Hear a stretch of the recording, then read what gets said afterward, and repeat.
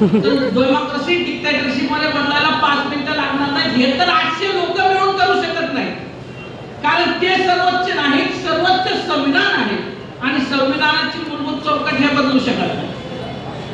By 15th of August 1947, struggle for independence comes to an end. But it was not an end itself. It was the beginning of new struggle. Struggle to survive democratic India. Struggle to survive united India. 15 August 1947 ला देश स्वतंत्र झाला.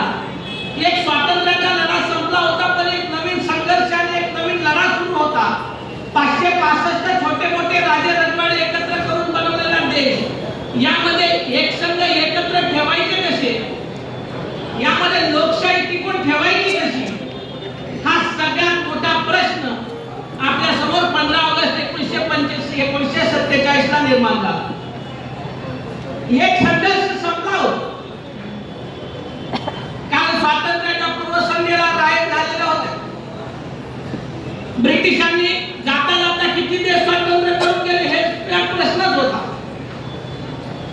ब्रिटिशांनी सांगितलं की भारत आणि पाकिस्तान 2 देश स्वतंत्र आणि सगळे राजे रजवाडे राजे महाराजे सगळे स्वतंत्र. ज्या राजे महाराजांना भारतात जायचे त्यांनी भारतात जा, ज्यांना पाकिस्तानमध्ये जायचे त्यांनी पाकिस्तानमध्ये जा, आणि त्या राजे महाराजांना स्वतंत्र देश म्हणून राहायचे त्यांनी स्वतंत्र देश म्हणून राहा. आजच्या भारतामध्ये 565 छोटे मोठे राजे रजवाडे एकत्र करून बनवलेला हा देश आहे.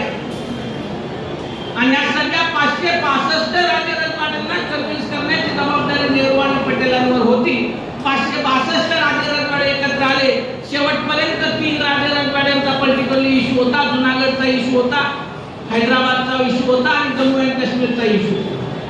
त्या इतिहासात न जाता नंतर टाइम अँड अगेन ते 3 राजे रजवाडे एकत्र आले आणि 565 छोट्या मोठ्या राजे रजवाड्यांना एकत्र करून बनवलेला हा देश. त्यावेळेस जगातले वेगवेगळे तत्वज्ञ भारतभर फिरत होते आणि त्या काही तत्वज्ञांनी आपल्या विचार आपल्या शोध निबंधामध्ये आणि आपल्या पुस्तकामध्ये एक प्रश्न विचारला होता भारतीयांना, तुम्हाला आम्हाला. ते म्हणाले आम्ही सर्व देश फिरून पाहिला, सर्व 565 राजे रजवाड्यांनी बनवून एकत्र केलेला देश आम्ही फिरून पाहिला. या देशामध्ये आम्हाला जर काय दिसलं तर आम्हाला फक्त डिफरन्सेस दिसले. या देशामध्ये जिओग्राफिकल डिफरन्सेस आहेत, रिलीजियस डिफरन्सेस आहेत, कास्ट डिफरन्सेस आहेत, इकॉनॉमिक डिफरन्सेस आहेत, पॉलिटिकल डिफरन्सेस आहेत, कल्चरल डिफरन्सेस आहेत, सोशल डिफरन्सेस आहेत. डिफरन्सेस आणि डिफरन्सेस फक्त आणि फक्त भेदभाव असलेल्या पर्टिक्युलर देशामध्ये हे एकत्र राहणार कसे, लोकांना एकत्र ठेवायला काहीतरी कारण लागतं. ते कुठपर्यंत आणि किती काळ एकत्र राहणार हा प्रश्न जगाला पडला होता. कारण की ते म्हणजे आम्ही फिरलो, धर्माच्या नावावर भेदभाव आहे, जातीच्या नावावर भेदभाव आहे, भाषेच्या नावावर भेदभाव आहे, geography, social differences, cultural differences, linguistic differences, economic differences, political differences, सगळ्यांनी सगळे भेदभावच आहेत. तर हे एकत्र कसे राहणार, यांना एक संघ कसं ठेवायचं, लोकशाही कशी टिकून ठेवायची, युनिटी कशी टिकून ठेवायची, आणि सगळ्यात महत्त्वाचा प्रश्न हा होता. जरी 15 ऑगस्ट 1947 ला देश स्वतंत्र झाला, एक स्वातंत्र्याचा लढा संपला, तरी सुद्धा एक नवीन लढा आणि संघर्ष उभा होता. तो म्हणजे will India survive as a democratic India, will India survive as a United India. हा देश एक संघ राहील का आणि लोकशाही टिकून राहील का, कारण लोकांना एकत्र बांधण्याकरता कारणच लागतं. आणि एका ज्येष्ठ तत्वज्ञानी पॉलिटिकल थिंकरने लिहून दिलं, मी सगळा देश फिरून पाहिला, मी काय पाहिलं तर मी फक्त आणि फक्त डिफरन्सेसच पाहिले. लोक धर्माच्या नावावर, जातीच्या नावावर, भाषेच्या नावावर, geography, culture, social, economic, political डिफरन्सेसच्या नावावर भांडतायत. एकत्र कसं ठेवणार, यांना एकत्र कसं बांधून ठेवणार.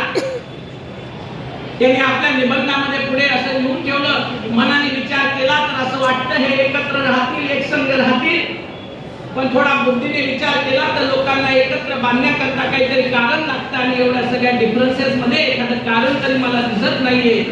त्यांनी आपल्या निबंधामध्ये 2 प्रश्न लिहून ठेवले होते. Will India survive, will India survive as a democratic India, will India survive as a United India.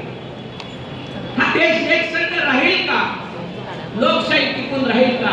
आणि हे 2 प्रश्न घेऊन आमची संविधान सभा निघाली. आमच्या संविधान सभेला, आमच्या ड्राफ्टिंग कमिटीला भारतीय संविधानाचे जनक महामानव भारतरत्न डॉक्टर बाबासाहेब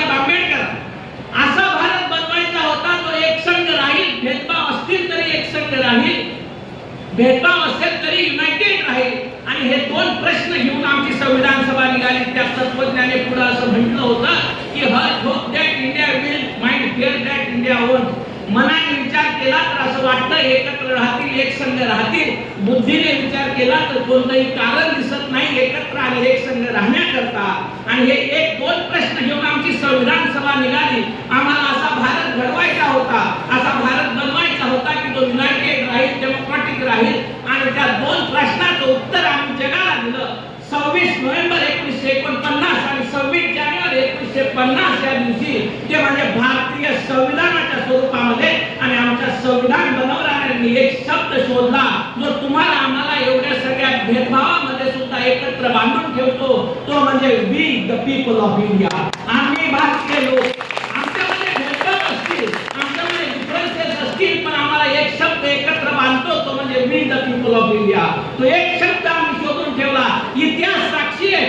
1940 ते 50 च्या मध्ये जे जे देश स्वतंत्र झाले त्या देशाचे परत पार्टिशन झालं. उदाहरण म्हणून पाकिस्तानचं उदाहरण घ्यायचं तर पाकिस्तानचं पार्टिशन होऊन बांगलादेश नावाचा नवीन देश तयार झाला. इतिहास साक्षी आहे. 1940 ते 50 च्या मध्ये जे जे देश स्वतंत्र झाले त्याच्यामध्ये लोकशाही एकदा का होईना उलटून पडली.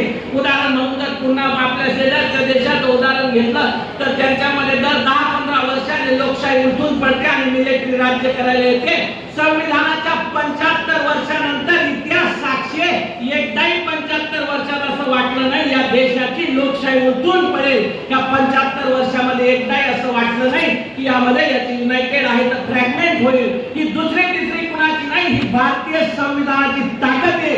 That India still have united India, we still have democratic India. आणि जगाला 26 नोव्हेंबर 1950 रोजी उत्तर दिलं. That we the people of India and the Constitution of India. या संविधानाचा सरनामा असा.